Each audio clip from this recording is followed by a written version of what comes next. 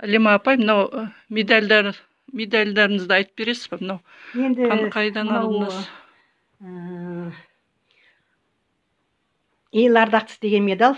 Енді бұны алуымдағы себеп, мен 2012 жылы Астанадағы Астана күніне қатынастым, соған шақырып қатынастырды. Сол кезде өзімнің қолөнерлерімнен осы өзімнің кітаптарымды және қолжазбаларымды бүтін жасаған сақ-түйек қолөнерлерімді алып бардым. Осы мына кішкене макет киіз үйдің неменесін алып бардым.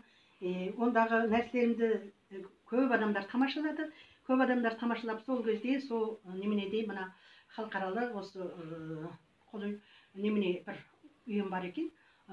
Солардың адамдар келіп, мына нәрсені көргеннен кейін, ана кітаптарымды көргеннен кейін, ол керемет екен, сіздің мынау немен алуға лайықты екенсіз деп, сол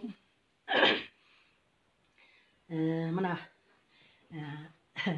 ел ардақтысы деген медальға лайықтысыз деп, осы медальді беруге олар сол жерде уәде қылды да, кейін келгеннен кейін маған осы ел ардақтысы деген медаль, сонымен халықаралық қолөнер шеберлері, халықаралық жазушылар одағының мүшесі деген осындай знактарды берді, және қолыма барлық документтерін тапсырды.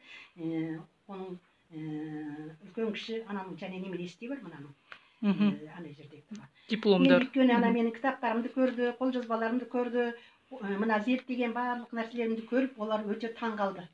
Өте таң қалды. Сонан кейін осы нәрселерге риза болғандықтан, енді мені де қуандырды, өздері де олар риза болды. Құтты болсын медальдарыңызға. Сондықтан енді бұл нәрселерді мен өзім сақтап қоямын естелік үшін. Енді Эльмира Гүлгүлсін айтып жатырмын, өзін-өзі мақтаған өлгенмен тең деп, енді мені алдарыңызда кешірім етіңіздер, өзімді артықша айтып жатқан болсам, Алла кешірсін. Кигіз үй туралы кішкене айтып берсеңіз. Енді бұл макет кигіз үйді мен жасаудағы мақсатым осы балаларға қазақтың тұрмыс салтын, осы киіз үй мәдениетін таныстыру ойымда болды. Ол үшін мен үлкен кигіз үйді алып жүріп, бір жерге апарып, сатып, орналастырып алып жүру маған өте қолай. Сол үшін осы макетін жасаттырдым, макетін жасадым. Өйткені мына кигіз үйдің қаңқасын азаматтарға тапсырып, кигіз үйдің қаңқасын жасаттырып алдым да, содан кейін мына сыртындағы нәрселердің барлығын өзім қолымнан келіп, мына ой-өрнектерді кейбір шеберлерге айтып, бұйыртып, осындай жаса деп отырып жасаттым. Соныменен бұны мен өзі бас аяғы осыған қатысты нәрселердің 10 жыл жинадым. Бүтін нәрсесі бар да, енді бұның ана ішкі құрылыс ішіндегі бүтін қазақтың дүниесін бір неменеге алып, мұндай шарбақ, кітапта болады ғой осы бәрі, кітап ішінде. Енді сонымен оны жасап, оның барлығын ойластыруға болады ғой. Соныменен бұған мен жұмбақ жасырдым.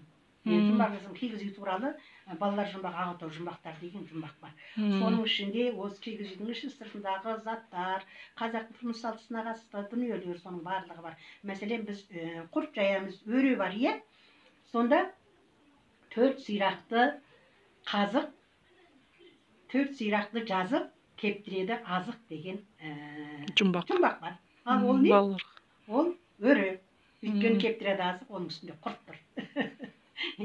Енді сол сияқты осының ішіндегі барлық нәрселерді жұмбақтаған. Мәселен, балалардың